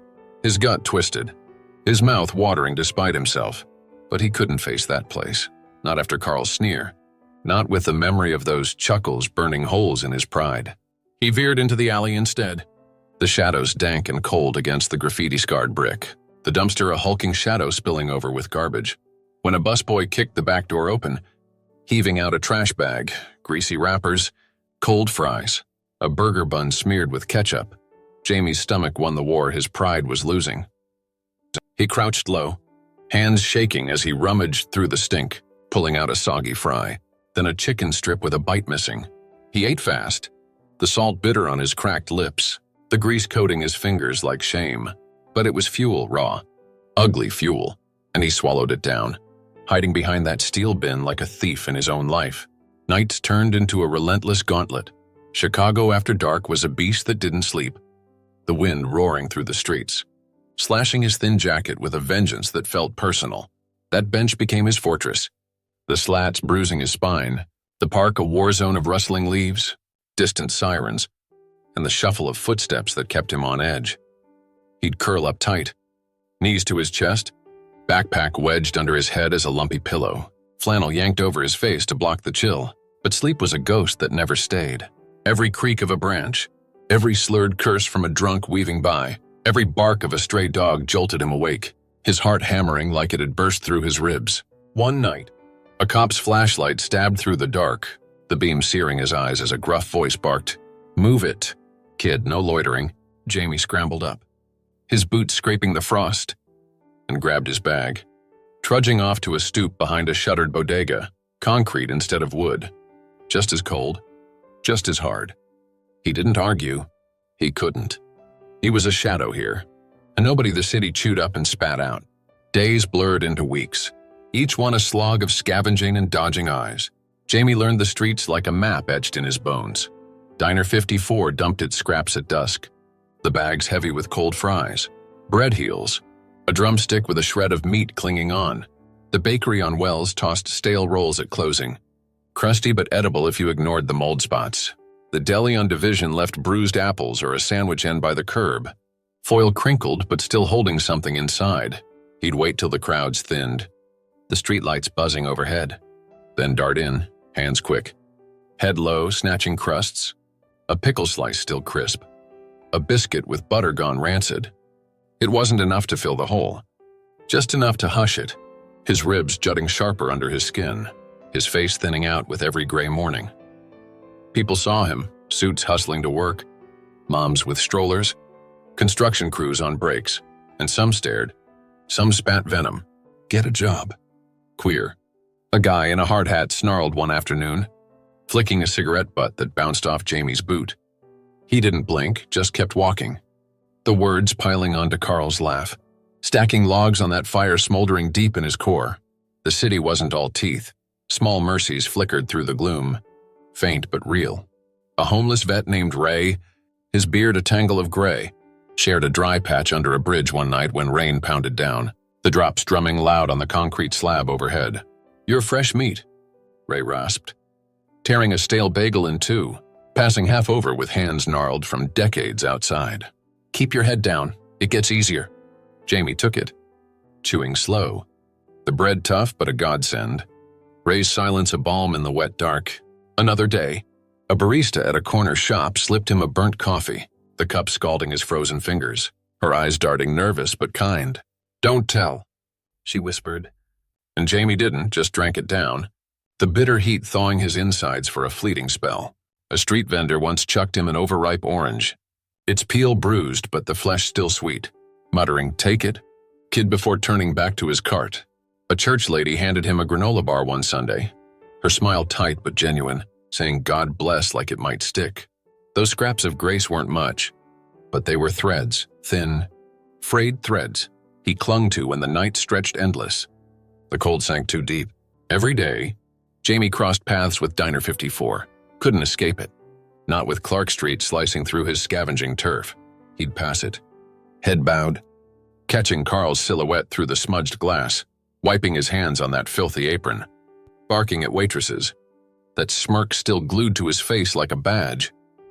Jamie'd linger sometimes, just a heartbeat, staring at that neon sign flickering against the dusk. The sting of that rejection, a blade twisting in his ribs. It hurt like hell, but it fed something too, an anger that took root. Wrapping tight around that spark he refused to let die. One day, he'd hiss, his voice lost in the growl of traffic and wind. "I'll make you choke on that laugh." It was a wild, reckless dream, absurd for a kid digging through trash, but it held him through the hunger cramps, the frostbitten toes, the nights he woke gasping from dreams of Carl's voice booming loud. He'd make it happen. Somehow he'd turn that sneer into a regret they'd taste. Months dragged on, seasons shifting, winter's grip easing into a muddy spring, the streets slick with rain and melting slush. Then a summer that baked the asphalt under his boots until the soles started peeling. Jamie got leaner, harder, his eyes keener, scanning every alley, every crack in the city's armor. He'd sit by that dumpster behind Diner 54, gnawing on a tossed-out burger bun, the ketchup dried stiff, and watch the staff clock out, laughing, lighting cigarettes, heading to homes he couldn't imagine anymore. He was a phantom to them, a nobody they stepped over. But that fire didn't flicker. It roared, stoked by every bite of their garbage, every slur he ate, every dawn he didn't quit. He started chanting it under the flickering streetlights. A vow scratched into the night. "I'll own this place, I'll own it all." It was lunacy for a kid with holes in his jeans. But Jamie wasn't broken, not yet, not ever. And that lunacy was the only thing keeping his heart beating. His legs moving, his eyes fixed on a future he'd carved from nothing. Jamie stood under a buzzing street lamp on Clark Street, the Chicago summer night thick with humidity, his boots sticking to the pavement, caked with the grime of months spent scavenging and surviving. He'd made it through, clawed his way past hunger, cold, and the sting of Diner 54's laughter. Carl's voice still snarling, "We don't hire faggots," in his head like a record stuck on repeat. He was 23 now, wiry and worn, his hands rough from digging through trash, his eyes sharp with a hunger that went beyond food, a hunger to rise, to build, to shove that rejection back down their throats until they choked on it. That night, under the flickering light, he decided survival wasn't enough anymore. He'd fight his way up, brick by bloody brick, until he could look down on the men who'd laughed him out that greasy door and show them what he was made of. The first crack of light came small, almost accidental, a dishwasher job at Tony's Grill. A dive 2 miles from Diner 54, where the air reeked of burnt coffee and the linoleum curled at the edges. Jamie didn't chase it. It stumbled into him. He'd been rooting behind the place, fishing a half-eaten BLT from the dumpster, the bread soggy but the bacon still crisp. When Tony, the owner, a barrel of a man with a voice like a gravel pit, caught him red-handed. "You're eating my garbage. You can wash my dishes," Tony said, his apron splattered with grease, his arms crossed over a chest that had seen too many fights. Jamie froze, bacon grease on his lips, braced for a kick or a curse, but Tony jerked his head toward the back door. $10 a night, cash, start tonight. It wasn't charity. It was a grunt's bargain. Jamie wiped his mouth, nodded fast, and stepped into the kitchen.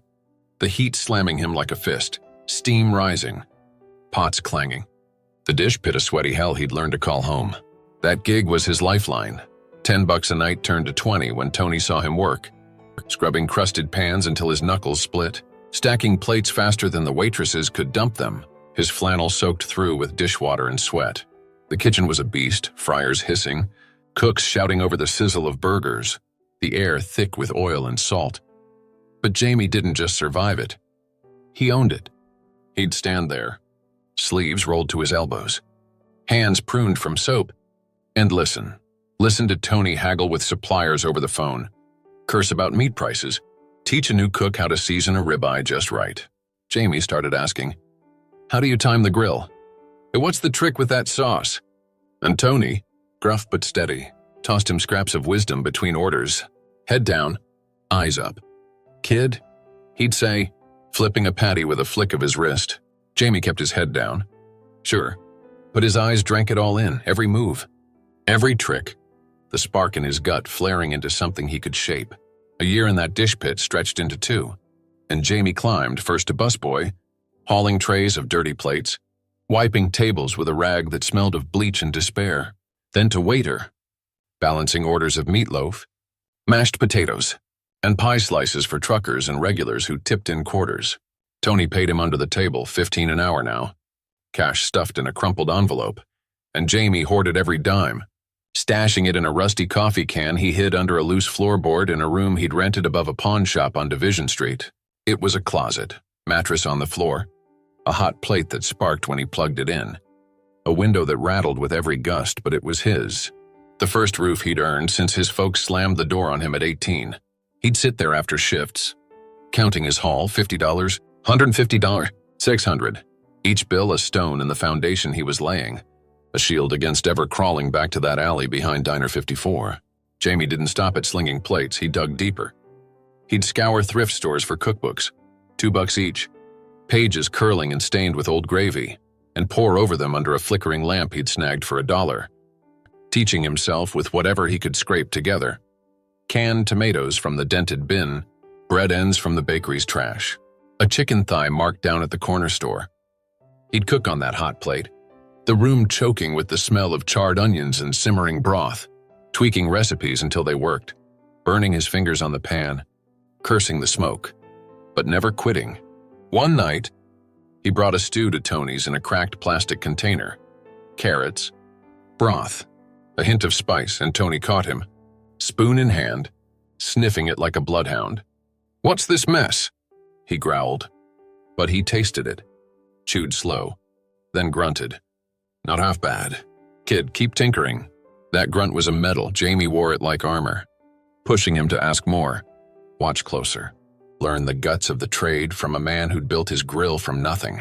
2 years turned to 3, and Jamie took a gamble, quit Tony's and poured his savings into a food cart, a rusted relic he nabbed off Craigslist for $800.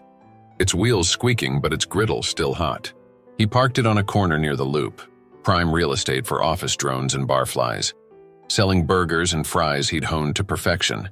The patties thick and juicy, the buns toasted golden, the onions caramelized slow. He named it Jamie's Joint, scratched in chalk on a battered board, and ran it alone, flipping, frying, wiping sweat with his sleeve, the sizzle pulling folks in like moths to a flame. First day, he pocketed 40, first month, under 200.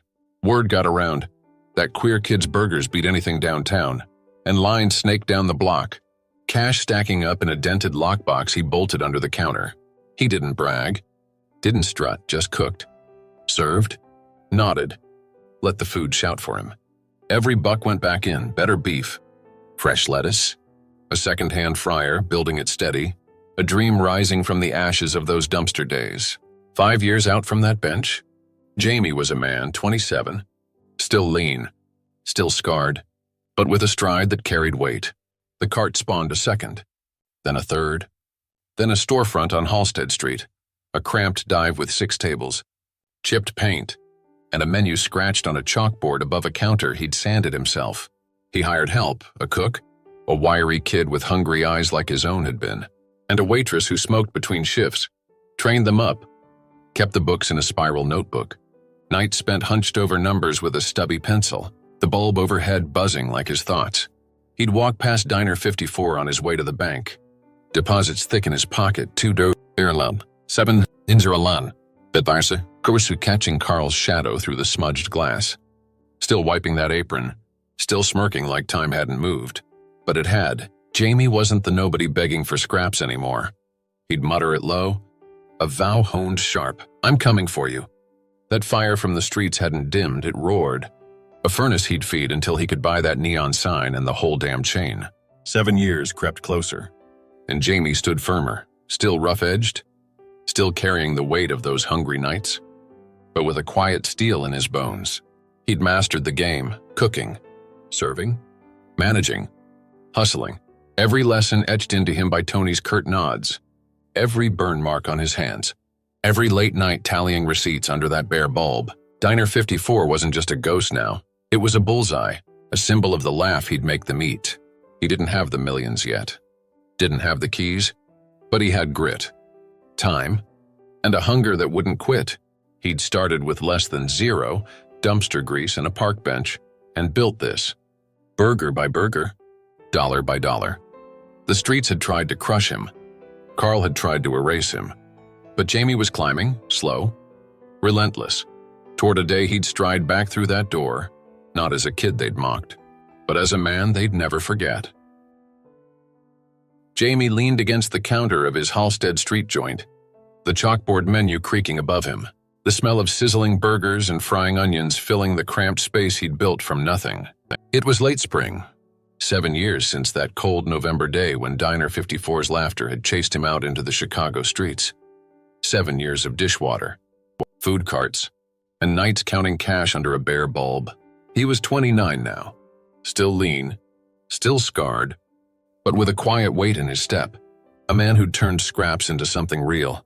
The neon sign of Diner 54 still flickered in his mind, Carl's smirk a ghost he'd vowed to bury.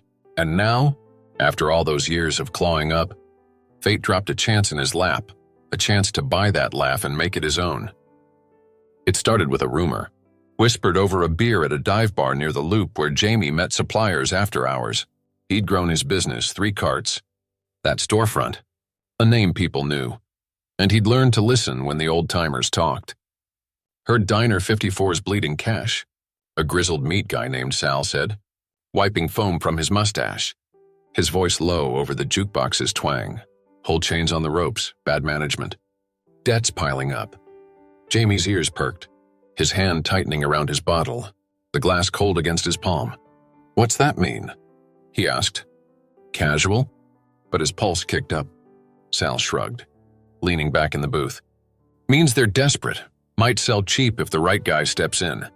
Jamie didn't say much, just nodded, took a sip, but inside, that fire he'd nursed since the streets roared to life, a blaze he could taste. He dug into it, quiet and sharp, called in favors, asked around, pieced it together like a puzzle he'd been waiting years to solve. Diner 54 wasn't just one diner anymore. It had grown into a small chain, 6 locations across Chicago's South Side. But the cracks were showing. Carl was still there, running the original spot, but the big shots above him, some corporate suits who'd bought in during a boom, had botched it.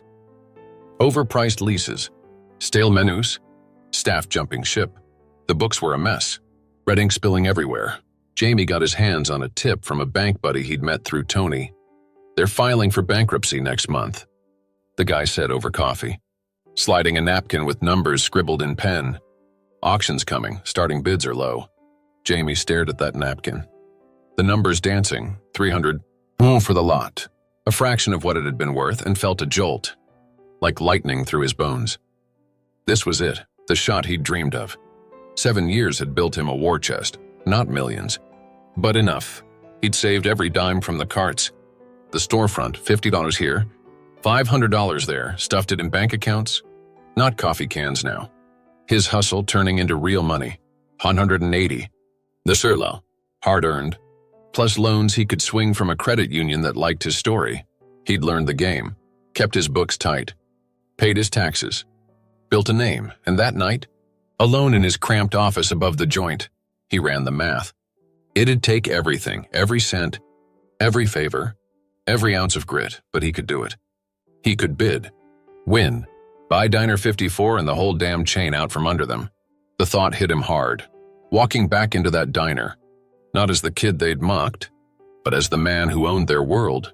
He didn't sleep, sat there till dawn, pencil scratching, the numbers singing a song he'd waited years to hear.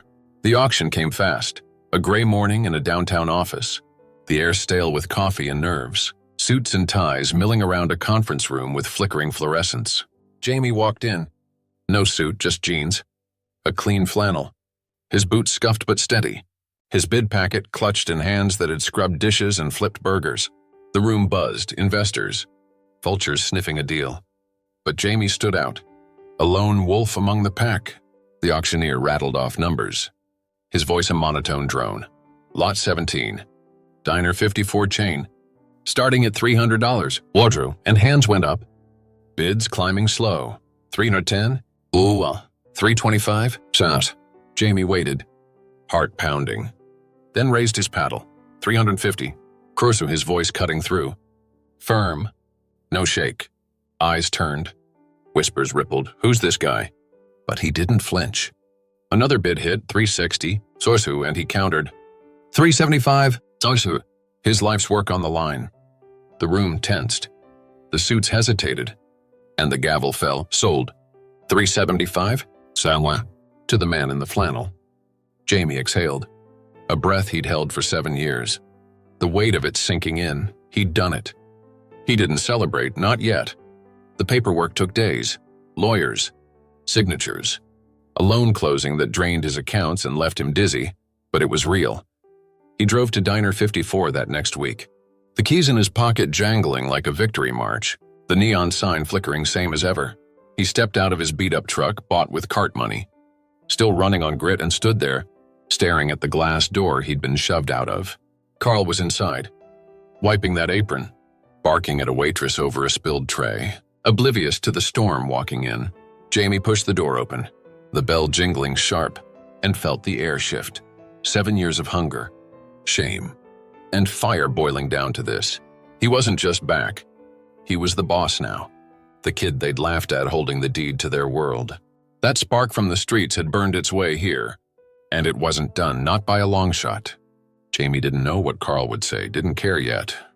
He'd bought the chain, but the real win was bigger, turning that laugh into silence, that rejection into proof. He'd started with nothing, less than nothing, a ghost eating their garbage, and built this, dollar by dollar, burger by burger, until he could stand here, keys in hand, a man they couldn't ignore. The bank account was empty. The loans loomed, but Jamie had time, guts, and a vision. Diner 54 wasn't the end. It was the start. He'd remake it, reshape it, show them all what a kid they'd mocked could do. 7 years had led him here, and as he stepped inside, the fire in his chest flared bright, ready to burn down the past and build something new. Jamie pushed through the door of Diner 54, the bell jangling sharp above him, the sound cutting through the hum of clinking plates and frying grease like a gunshot. 7 years. 7 years since Carl's laugh had shoved him out this same door, had boiled down to this moment. The keys to the chain heavy in his pocket, his boots steady on the cracked linoleum. He was 29 now, lean and weathered. His flannel swapped for a clean jacket, his hands scarred from dish pits and griddles but steady as stone. The neon sign outside buzzed same as ever. But inside, everything was about to change. Carl stood behind the counter, wiping his apron, barking at a waitress over a tray of spilled coffee, oblivious, until Jamie stepped into the light, a ghost turned king, ready to claim what he'd fought for. The diner hadn't shifted much. Same sticky tables, same faded booths, same smell of burnt toast and cheap bacon, but it felt smaller now, shabbier under the weight of Jamie's new eyes. The morning crowd hunched over their plates, truckers, retirees, a couple cops on break, forks scraping, voices low, none of them sensing the storm brewing. Carl looked up, his gut still spilling over his belt, his smirk twitching as he squinted at Jamie. "What's this? Back to beg for a job?" he said, his voice a gravelly taunt, leaning on the counter like he owned the place. Jamie didn't flinch, just pulled the deed from his pocket, unfolded it slow, let it hit the counter with a soft thud. "Not begging," he said, his tone even, hard. "I own it now, bought the chain last week. You work for me." But Carl's smirk froze, then cracked, his eyes darting to the paper, the official stamp, the signature sealing his fate. "Bullshit," he spat, snatching it up, his hands shaking as he scanned the lines, the reality sinking in like a punch to the gut. The diner went quiet, forks paused, heads turned, the waitresses freezing mid-step, coffee pots trembling in their grip. "You?" Carl rasped, his face reddening, a laugh choking out, but it died fast, hollow against the truth staring back. Jamie stood tall, his gaze locked on Carl's. 7 years of dumpster scraps and street cold burning in his chest. "Me," he said, Simple. Final. You laughed me out once, now you answer to me. The air thickened. The crowd watching. A murmur rippling through. Shock. Awe. A story unfolding they'd never guess. Carl staggered back, his apron twisting in his fists, his voice rising. I've been here 20 years. You don't get to waltz in and… Jamie cut him off, stepping closer, his shadow falling over the counter. 20 years. And you ran it into the ground, he said. Calm but cutting. Bankruptcy was coming. I saved it. Saved your job. 2. He didn't shout. Didn't need to. Every word landed like a hammer. Steady. Sure. A man who'd earned this moment. Carl's jaw worked.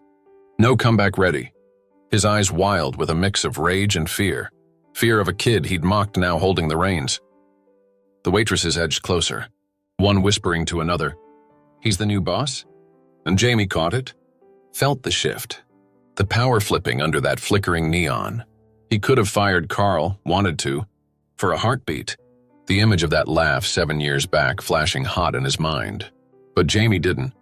He straightened, slid the deed back into his pocket, and looked Carl dead in the eye. "You've got a week," he said. "Show me you can work, really work, or you're out. Your call." It wasn't revenge, it was bigger. A chance to prove what he'd built wasn't just about settling scores. Carl stared, mouth gaping, then turned away, muttering curses under his breath, his hands fumbling with a rag like it'd save him. Jamie let him stew, turned to the staff instead, his voice steady. "I'm Jamie, new owner. We're fixing this place. Starting today, you're with me. We make it better." Nods came slow, then firm, eyes wide. Respect creeping in where pity once lived. The rest of that day blurred, Jamie walking the floor, meeting the crew, sizing up the mess he'd bought. The grill was shot. The freezer leaked. The books were a tangle of debt and bad bets, but he saw through it, saw what it could be. He didn't gloat, didn't strut, just worked. Sleeves rolled up, hands on, like he'd done in Tony's pit, on his carts, in his joint. By night, word had spread, customers whispering, "That's the guy who owns it now," and Jamie felt it. The tide turning, the laugh that had haunted him fading into a silence he'd earned. He stood by the counter as the last stragglers left, the diner quiet but for the hum of the fridge, and ran his hand over the chipped edge. His now, all of it, a dream forged from nothing into steel. 7 years had carried him here, past the streets. The hunger, the shame, to this. A man who'd faced Carl and won. Not with fists, but with grit. He didn't need to scream it. The deed did the talking. The keys in his pocket sang the song. Diner 54 was his, a stepping stone to the chain, to a legacy he'd build, not just for him, but for every kid who'd been told they didn't belong. He'd remake it, better food, fair jobs, a place where no one got laughed out the door. Carl could stay or go, but Jamie was here, unshakable, the ghost who'd risen to rule. Jamie stood outside Diner 54, the neon sign humming soft in the Chicago dusk, its glow painting the cracked sidewalk where he'd once walked away a broken kid. 7 years had passed, 7 years of dumpster dives, dishwater burns, and a fire that wouldn't quit. And now he held the keys to the whole chain. 6 diners stretching across the city's south side, a kingdom built from nothing but grit and grease. He was 29, still lean, still carrying the scars of those hungry nights. But his boots hit the ground different now, steady. Sure, a man who'd turned laughter into silence. The air smelled of rain and frying onions. And as he looked at that sign, he didn't see Carl's smirk anymore. He saw a chance to make something better. Something his. Inside, the diner buzzed different too, new paint on the walls, a grill that didn't smoke, a menu he'd rewritten with recipes born on a hot plate in a pawn shop room. Jamie hadn't just bought the chain. He'd remade it, better food, fair pay, a rule carved into the bones of the place. No one gets turned away for who they are. Carl stayed on, grumbling but working, his smirk gone, his hands busy under Jamie's watch. The staff, some old faces, some new, moved with a purpose they hadn't before, serving plates of burgers and fries to a crowd that grew daily, word spreading about the guy who'd flipped the script. Regulars nodded at him now, truckers, cops, Folks who'd once stepped over him, calling him boss with the respect he'd earned plate by plate. Months rolled into a year, and Diner 54 wasn't just a diner anymore. It was a name. A chain reborn under Jamie's hands. He'd paid off the first loan, bought a small office downtown, hired a manager to run the numbers so he could focus on the food, the people, the vision. He'd walk the floors of all 6 spots, sleeves rolled up, tasting sauces, tweaking orders, talking to cooks about cuts and spices like Tony'd taught him. Profits climbed, slow at first, then steady, enough to fix the roofs, update the fryers, put his name on billboards along the highway. Jamie's Diner 54, good food. Open doors. It wasn't about the money, not really, it was about the proof. The legacy, showing a world that had laughed him out that he could build something they'd never forget. He thought about those streets sometimes, nights on that bench, hands digging through trash, Carl's voice cutting him down. It didn't sting now. It fueled him. A reminder of where he'd been, what he'd beaten. He'd started with less than 0, a kid the city spat out, and turned it into this. A chain, a name, a story whispered in bars and break rooms. He hired kids like he'd been hungry, scrappy, overlooked, gave them aprons, not pity, taught them the trade that had saved him. Diner 54 wasn't just his win, it was theirs too, a place where the outcast could stand tall. Jamie'd look out at the bustle, plates clattering, voices laughing, and feel it. He'd done more than own a chain. He'd rewritten the rules. 7 years had forged him past the cold, the shame, the hunger, into a man who didn't just survive but thrived. He'd faced Carl, claimed that diner, and built a legacy from the ashes of a laugh that had tried to break him. The neon still glowed, but it was his light now, a beacon for anyone who'd been told they didn't fit. He'd sit in his truck some nights, parked outside the original spot, keys in hand, and think this was worth it, every scrape, every scar, every step. Diner 54 was his proof that you could start with nothing and end with everything. But if you fought hard enough, dreamed big enough, refused to let the world define you. So what about you? What's the one dream you'd fight 7 years for? The one thing you'd build from the ground up no matter who laughed? Drop it in the comments. I want to know what drives you, what keeps you swinging. And if Jamie's story hit you where it counts, smash that like button, share it with someone who'd get it, and subscribe to Heart Stories. We're here telling tales of real guts, real heart, and I'd love you to stick around for the next one.